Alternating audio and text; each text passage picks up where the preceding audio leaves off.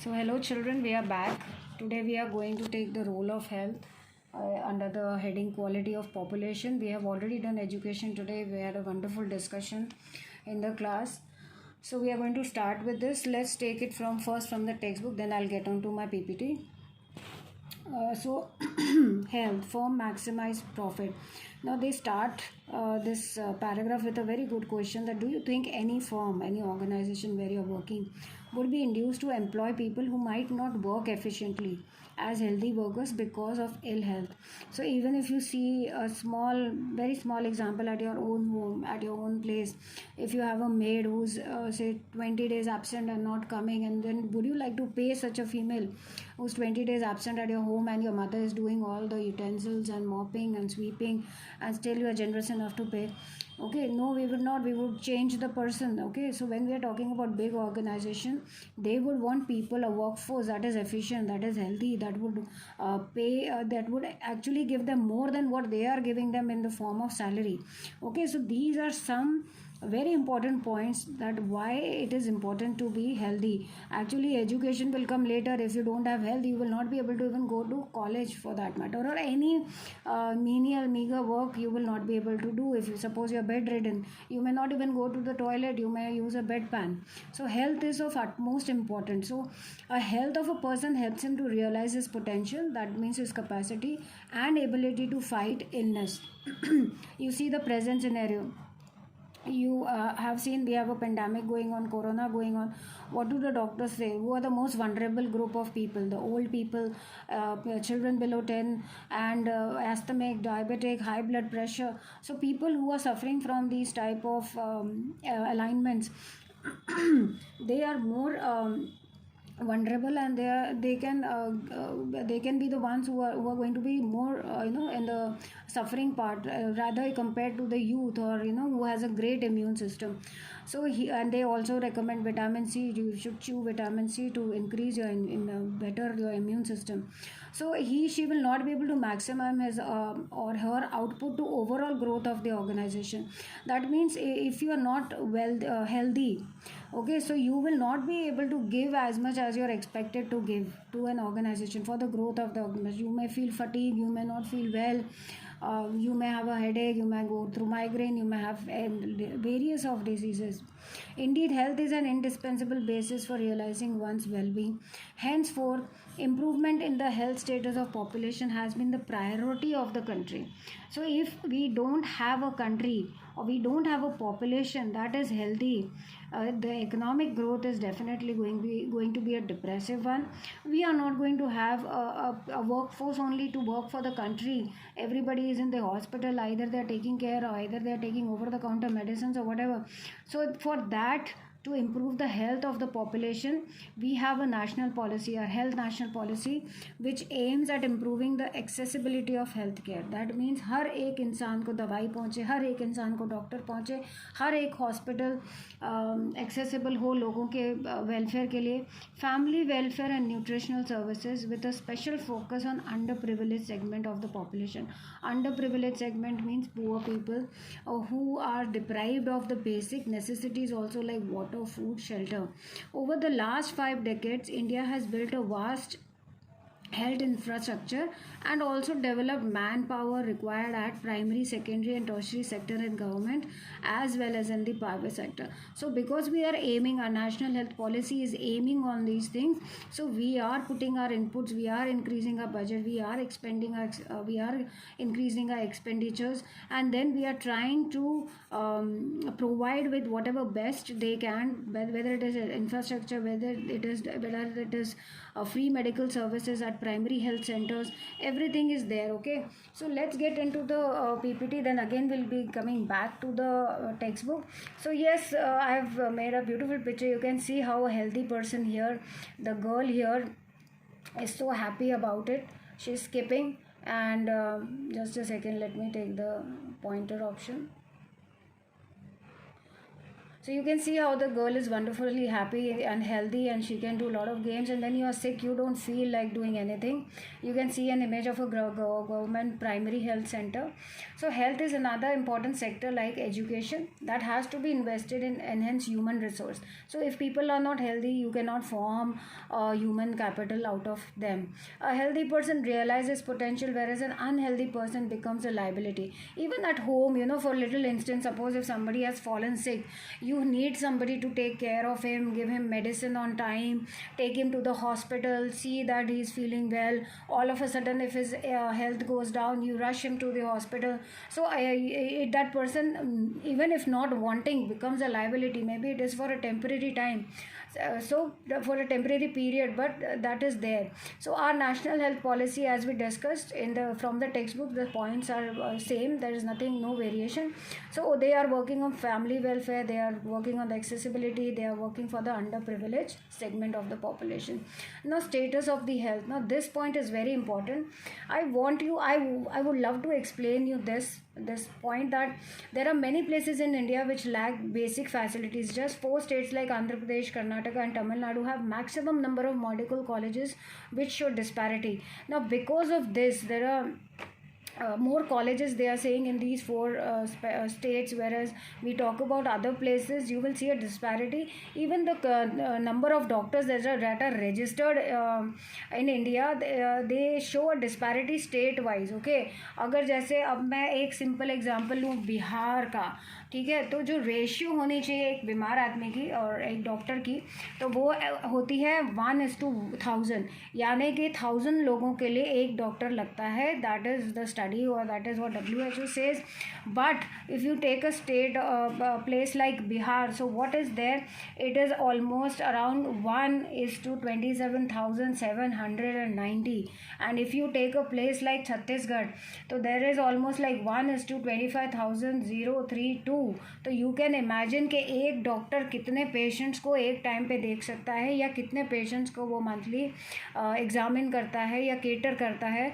और अगर हम ये जैसे यहाँ पे दिया हुआ है about Andhra Pradesh, Karnataka, Tamil Nadu and Maharashtra is also a part of it.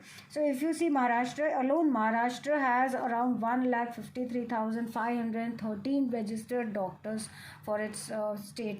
So you can imagine the disparity. I want you to find out that why you don't find much doctors in states like Chhattisgarh or places like Bihar. What is the basic reason behind that? Definitely I will discuss that in the class tomorrow, but I want you to find a reason for it. Okay, the best is, please put it in comment section. One wonderful girl, Mahi, had put it up and it was a brilliant answer.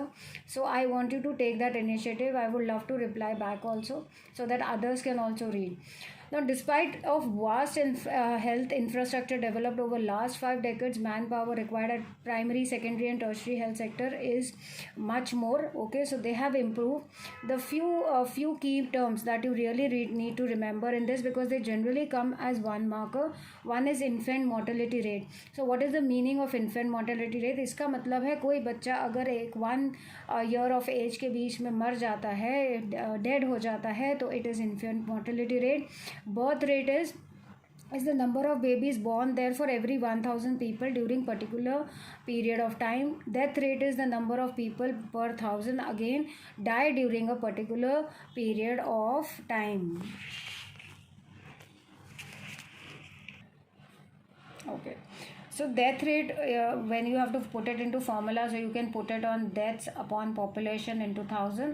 And when you talk about birth rates, live birth rates during the year upon population into 1000. So that is the same way. Okay, you can have this formula.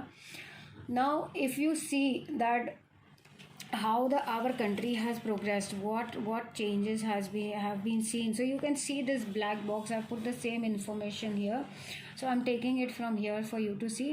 Now these measures which have been adopted have increased the life expectancy over 68.3 years in 2014. Now what is the meaning of life expectancy? यानी कि लोग ज़्यादा जीने लगे हैं because the medical facilities have improved. If you see, the infant mortality rate has come down from 147 in 1955, यानी हर एक आप कह सकते हो 1000 में से 147 बच्चे मरते थे, to 37 in 2015. So definitely it has come down. crude birth rates have dropped to 2.08 and death rates to 6.55 within the same duration of time. Increase in life expectancy and improvement in child care are useful in assessing the future progress of a country. तो automatically देखो birth rate decrease होने चाहिए, infant mortality rate decrease होने चाहिए. तो इससे पता चलता है जब बच्चे कम मरेंगे with in the age of 1, तो we will come to know that our country is progressing, यानी कि हमारे medical health care is working. तो उस तरह से it increase in the longevity of life is an indicator of good quality. अगर हमारे लोग जो हैं उनकी लाइफ एक्सपेक्टेंसी ज़्यादा है, इन्फेंट मोर्टेलिटी रेट कम है, बर्थ रेट कंट्रोल में, देखो बर्थ रेट कम होना चाहिए, नहीं तो क्या होगा, the population will keep on increasing, so it will have a 360 degree turn. No matter how hard the government is working, the population will keep on increasing and the things are going to remain stagnant for them, so there will be no improvement. Okay, reduction in infant mortality involves the protection of children from infection, ensuring the nutrition of both the mother and the child and the child care. अभी देखो जैसे जब बच्चा पैदा होता है तो mostly we have a paediatric at the hospitals with the mother, obviously so that the pregnant ladies don't get any infections and whatever, all precautions are taken. But at the same time if you see, तो mostly the children are found suffering from jaundice. ज़्यादातर बच्चों को पैदा होते ही पीलिया होता है. अगर तो वो किसी रूरल एरिया में है या किसी इनएक्सपीरियंस डॉक्टर के पास है, then we can do nothing about it. But if you are in a good hospital, the things are catered well and the child is safe. कभी कभी दिमाग पे भी असर कर जाता है. I have an example in the family itself. Okay, now let us see in the PPT. So we have departments working for this. We have Department of Ayush, we have Department of Family and Welfare. So we have these ministries there who are working for this.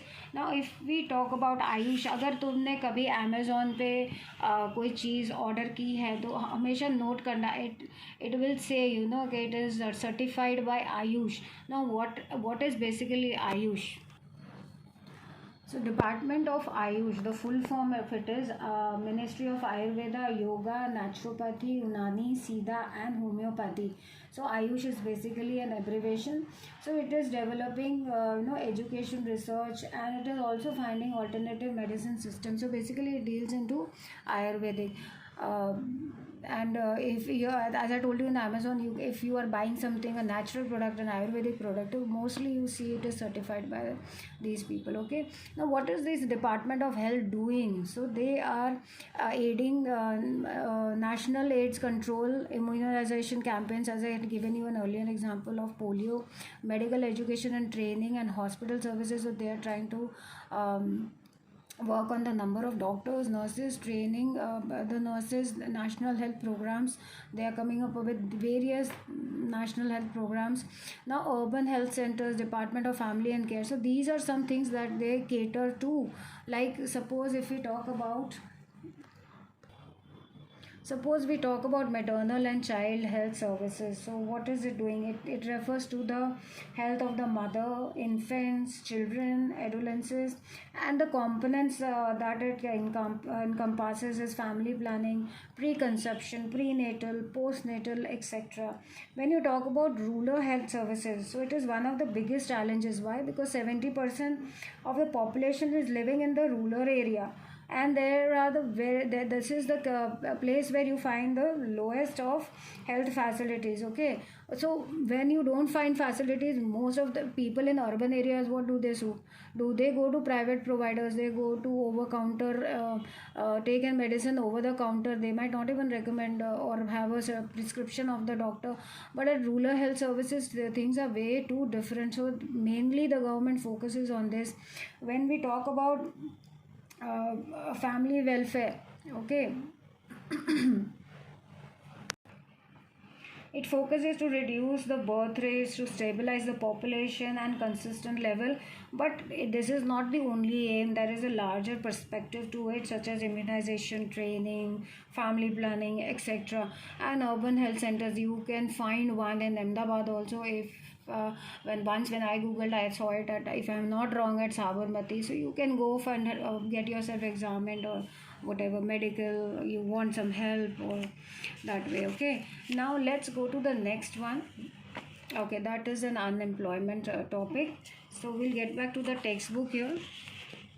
Okay, now this is one table here, health infrastructure over the years. So they have given you a table and they have given you the questions. Okay, here they have already mentioned that there are 381 colleges in the country and 301 dental colleges.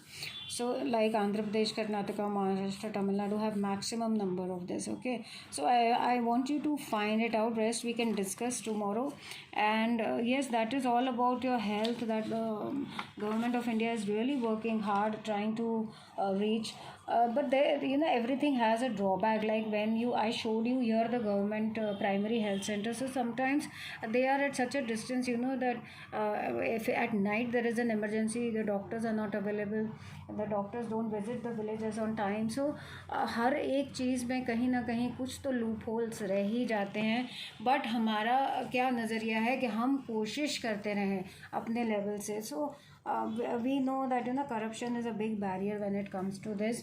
अभी जैसे if you see India, so India has one of the best government hospitals. If I talk about a hospital like AIMS, All India Institute of Medical Science, or if we talk about Manohar Lohia at New Delhi, or if we talk about Deen Dayal Upadhyaya New Delhi, they are the one of the best government hospitals. तो ऐसा नहीं है कि India के पास services नहीं है, hospitals नहीं है, मगर फिर भी कहीं ना कहीं कुछ कमी तो होगी. तो हम उसको केटर करने की कोशिश कर रहे हैं और कोशिश करते रहना चाहिए. Even in you this is peace of advice for you, you should also keep working hard. Okay, don't give up on things like this. चलो, so if you have any questions, you can always put up in the comment section also. You can put it in the message also, or keep it for tomorrow's class. Okay, so see you. Take care.